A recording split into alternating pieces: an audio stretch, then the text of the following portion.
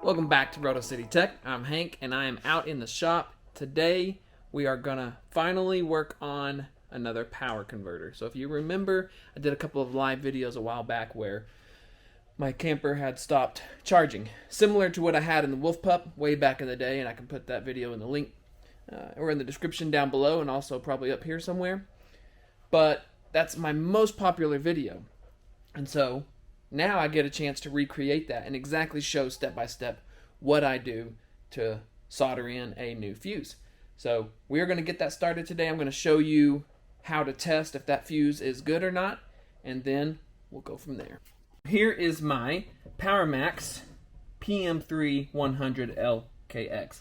This is the same exact converter charger that I put in my camper after going to lithium. This is what Rec Pro sent out to me, and they were super awesome enough, like they continue to be, and they sent me out a new one so that I could put in my camper to give me time to kind of dissect this and figure this out. So big shout out to Rec Pro. We love y'all. Big supporter of the channel and a great sponsor to have.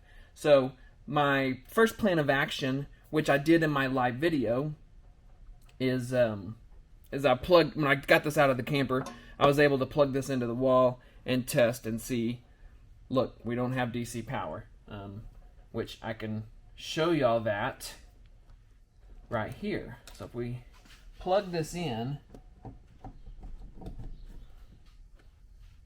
basically what your converter is doing is once you plug that in, is it's converting your AC power, the 120, whatever it is, your AC power into DC power going to your camper, which this is what charges your battery as well. So if something happens on this board, you're not getting that power transferred all the way through. So if we simply plug it in and we get our little multimeter here and we just touch these lugs, we should get power, and we do not. So you can see here we get no value. So I know that the power is not being converted through here. All these fuses are good. I've checked those. That would be the first thing to check, is simply pull these fuses out, check and make sure they're good. So let's unplug this. Now, because I had this problem before with the same exact symptoms, I went ahead and just jumped straight to this fuse. So there's some screws in the side of this, both sides, and then this cover pops right off. Set that to the side. Now, like I said, because of my past experience, I knew exactly, I knew the chances are the problem is the same thing as what I've had in the past. Here's this fuse. It's a little ceramic fuse, and in fact this one is labeled right on the board itself. It says fuse right here, fuse 1. Simple test. We get our multimeter. We simply go over here to this little sound icon, and it should, when you touch these two ends together, you get a beep. So this is testing that continuity, that everything is connected good going through. So to test it out, here is a brand new ceramic fuse. So if we set that there and we touch one side and then touch the other, you'll hear that beep. There you go.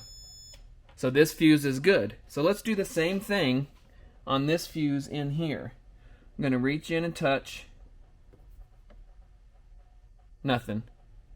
So that tells me that this fuse is blown and it is not allowing any of that transfer of power to even go through the board. So what we're going to do is desolder or unsolder this, and then I'm going to solder in this new one. So let's get started. I'm going to take out all these and then take out the lugs here and then take out the screws. We should be able to slide it out, flip it over.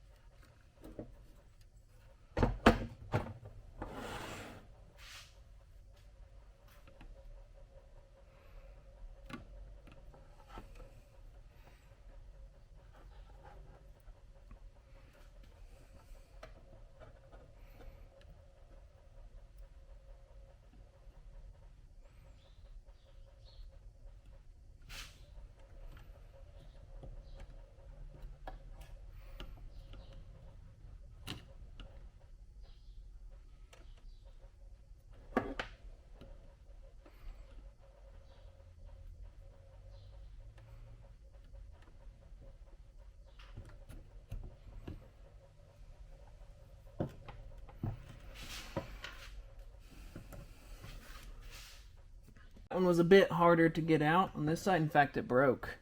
But, whatever. Don't need it. That side came out much easier. So, I want to see, just to double check, 230A 250. And so this is a 15. So it's the wrong size. Well, that's great. Well, we're going to try it anyways. If I have to redo it, so be it. You want to make sure that you get a 30 amp 250 volt, which I have a 15 amp 250 volt.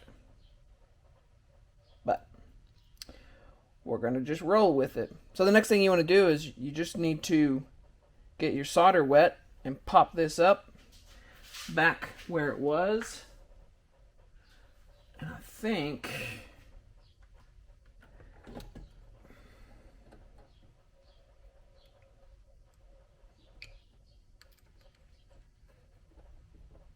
so we'll get one side, get the other, so you can get it popped in there just like that. And now we just want to make sure that we get that solder back on there. You can see your little pins there. So we just want to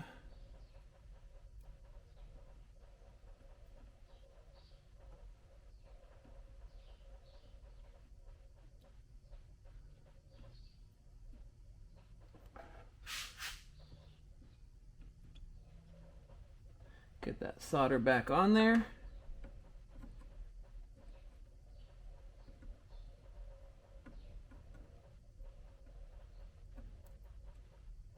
Looks pretty good. Just want to kind of show you a little bit close up. You can see right here, there's one prong and there's one prong. You just want to make sure that solder gets in there nice and solid, which I believe it is.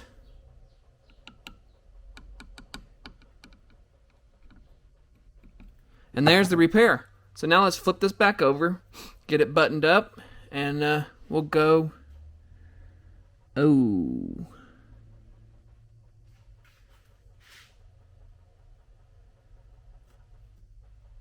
I just saw that. That is a problem. That got burned up. Alright, let's flip this back over and see what that is. All this may be for naught, but at least I got to show y'all how to fix a fuse, I suppose. Alright, let's get this flipped back over.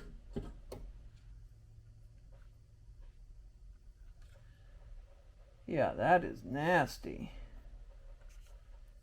Not even sure what that is. That's still good.